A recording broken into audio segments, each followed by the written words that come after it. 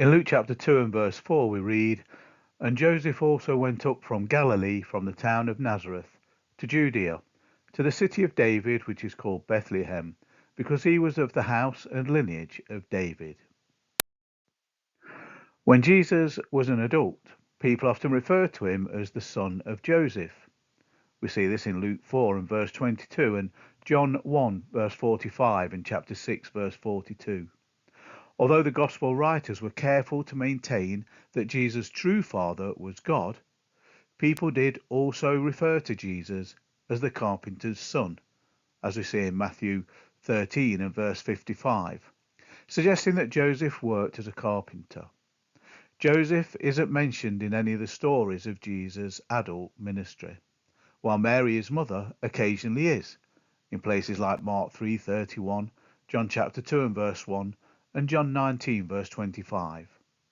The absence of Joseph in the stories of Jesus' ministry has led many to believe that he died sometime between when Jesus was a young boy, when he's seen in Luke 2 and verse 42 with him, and when he began his public ministry as an adult, in Luke 3 and verse 23. The fact that Jesus, as he was dying, committed the care of his mother John gives strong indication that Joseph had certainly passed away by that time. The idea of family is under attack today. There is no doubt in society many good role models of what a father should be are there, but we hear so much about failings of men who are not honourable and do not take their responsibility so seriously. So family is under attack from those who seek to redefine it, to allow them to live with loose morals. Who they are, by what authority they speak, and why they think they are so wise is a mystery to me. The biblical idea of a family is one man and one woman united by marriage to become one flesh for a lifetime, as first stated in Genesis chapter 2 and verse 24.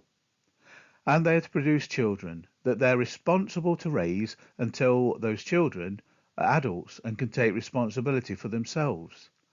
This is the ideal of a family, but we live in a broken world, and ideals are rarely realised.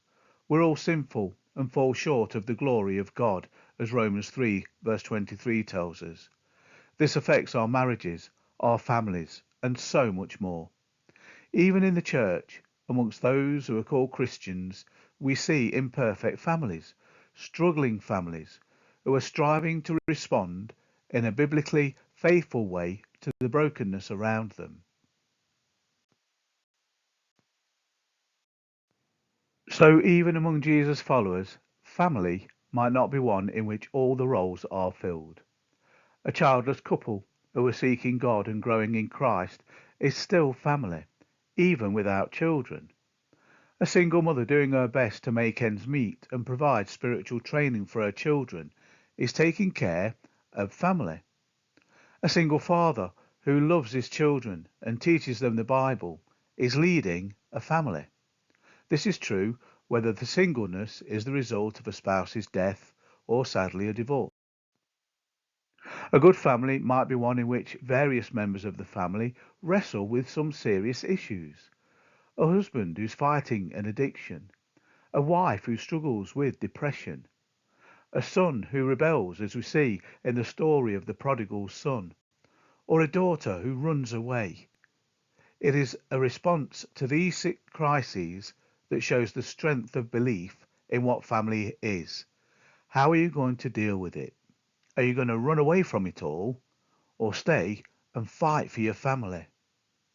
A good family of those who are following Christ may not be perfect, but if it's one that seeks to follow biblical principles in every circumstance, that prays to God for help, and that desires to provide a nurturing place of stability and growth, even in the midst of hardship, then doing your best, you're going to be rewarded surely.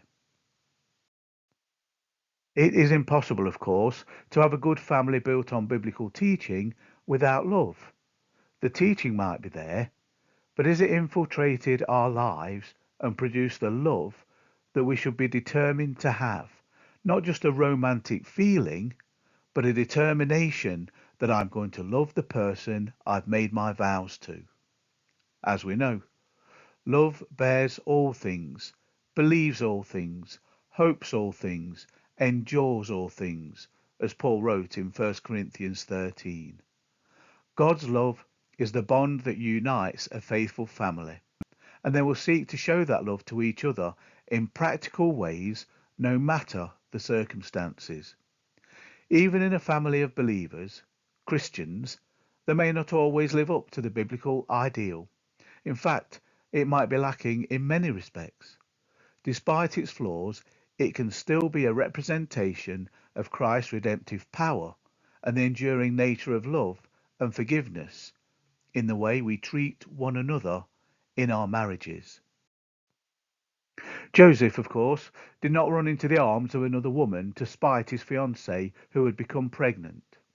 He did not leave Mary and the child to face escaping from Herod's death squad because he didn't sign up for this when they got married. Strong marriages require men and women to recognize what a family is and value the ideal as outlined in the Bible. Above all other alternatives that are based merely on lust and selfish desire, this is the thing to do. Make your vows and stay together for as long as you both shall live, in the good times and the bad times. Would you ever realize the fulfillment of that love truly if you hadn't worked through the bad times rather than running out? Joseph certainly didn't, and he had excuse to. May Joseph be our role model for denying self for the sake of family, true family.